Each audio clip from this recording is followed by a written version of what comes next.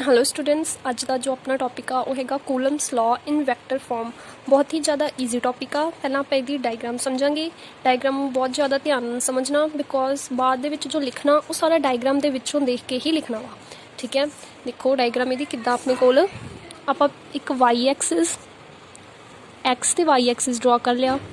अपने कोल x axis आ, अपने कोल Y axis आ। ठीक है, इत्थे आपां कोई चार्ज मान लिया Q1। ठीक है, सपोज कर लिया आप कोई भी Q1 चार्ज, तो इतने आप कोई चार्ज Q2 सपोज कर लिया। ठीक है, तो ये ओरिजन तो जो Q1 तक का पोजीशन वैक्टर R1 मान लिया, तो यदा R2 मान लिया। ठीक है, हुण जी मेन चीज़ आ, जो मेन चीज़ समझने वाली है ध्यान नाल देखो की आ। अपने को Q1 चार्ज है, ठीक है, Q1 के उपर फोर्स लगेगी Q2 नाल। जोड़ा Q2 चार्ज आ वो Q1 के उपर फोर्स लगाएगा, इधर नूं लगेगी, किहदे ते लगेगी, चार्ज 1 ते लगेगी, किहदे नाल, 2 नाल। देखो Q1 के उपर फोर्स लगेगी Q2 नाल, तो फोर्स की होगी 1 2। ठीक है, तो अपने को जो डिस्टेंस हो गया, ध्यान नाल देखो हुण डिस्टेंस के ऑपोजिट होगा, बिकॉज देखो 1 ते फोर्स लगी आ 2 नाल।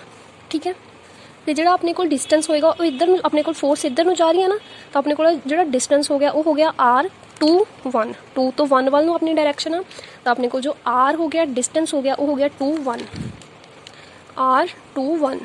ठीक है, हुण Q2 ते जो फोर्स लगेगी Q2 ते लगेगी 1 नाल, तो ये फोर्स होगी 2 1। ठीक है, तो यदा डिस्टेंस कितना हो गया, फोर्स इधर नूं लग रही है 1 तो 2 वाल लग रही है फोर्स, तो यह हो गया R1 2।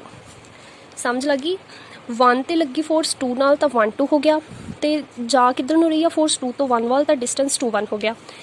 2 ते फोर्स लगी 1 नाल, तो अपने को हो गया 2 1, तो किधर नूं आ फोर्स 1 तो 2 वाल, तो डिस्टेंस हो गया R1 2। इन्ना समझ लग गया। इस तो बाद बहुत ज़्यादा ईजी आ, बस आप हुण लिखना किद्दां, देखो F21 आ वाली है जी, F21 is the force on Q2 due to Q1, मतलब Q2 ते फोर्स लगी आ ड्यू टू Q1। ठीक है, now according to Coulomb's law, Coulomb's law च आपां की पढ़िया सी, हुण F फोर्स अपने कोल कितनी है 2 1।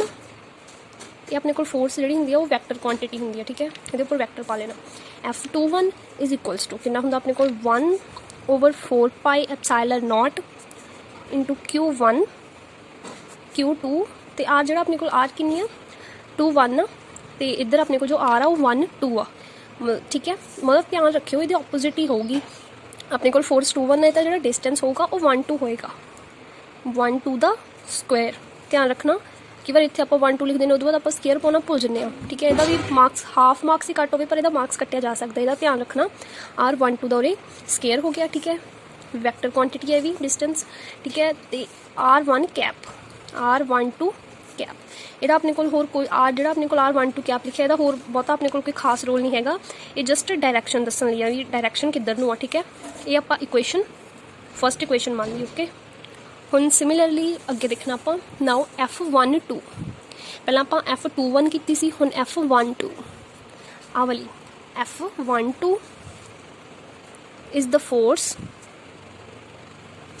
On Q1 due to Q2, मतलब Q1 ते कोई फोर्स लगी आ ड्यू टू Q2 दे नाल। ठीक है, ड्यू टू Q1 ते अपने को कोई फोर्स लगी है। ठीक है, सेम ये F1 2 is equals to 1/4 pi epsilon not Q1 Q2, ये अपने को जो डिस्टेंस आ वो अपना इधर कितना R2 1। ठीक है, R2 1 द स्क्वायर ते R2 1 कैप। समझ लगी, इन्हों आप इक्वेशन 2 मान लिया।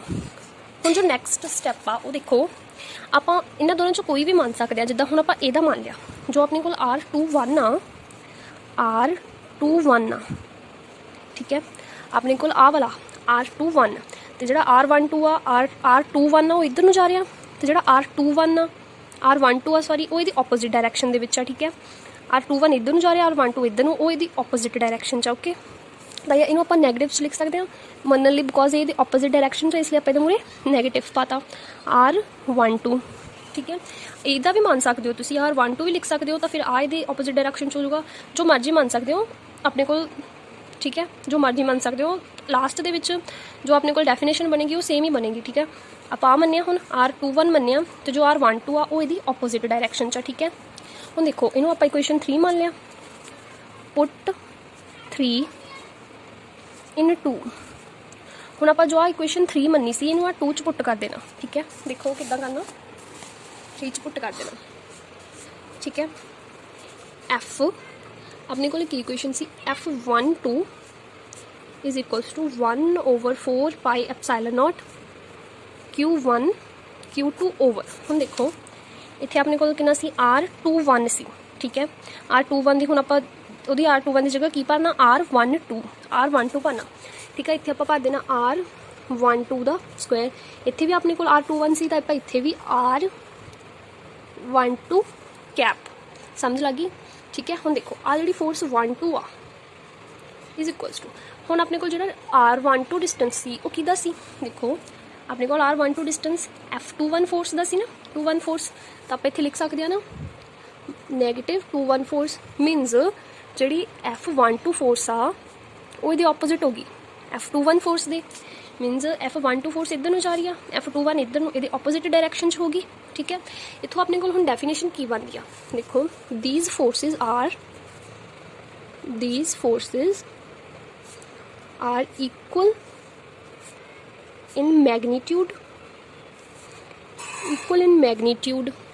ठीक है, बट ऑपोजिट इन डायरेक्शन। मतलब इन्हां फोर्सिस का जो मैग्नीट्यूड आ वो तो इक्वल आ, बट जी इन्हां दी डायरेक्शन आ वो ऑपोजिट आ। मतलब जे एक फोर्स इधर नूं जा रही है तो दूजी इधर नूं आ, डायरेक्शन इन्हां दी की ने ऑपोजिट्स ने, ठीक है। बस इन्ना का अपना काम सी, बहुत ही ज़्यादा ईजी टॉपिक आ। जे एक बार तुहानूं डायग्राम क्लीयर हो गई तो जिन्ने भी पॉइंट आ वो सारे डायग्राम के विचों ही देख के लिखना लिया, ठीक है। आई होप तुहानूं सारिआं नूं समझ लग गई होवेगी। Thank you so much.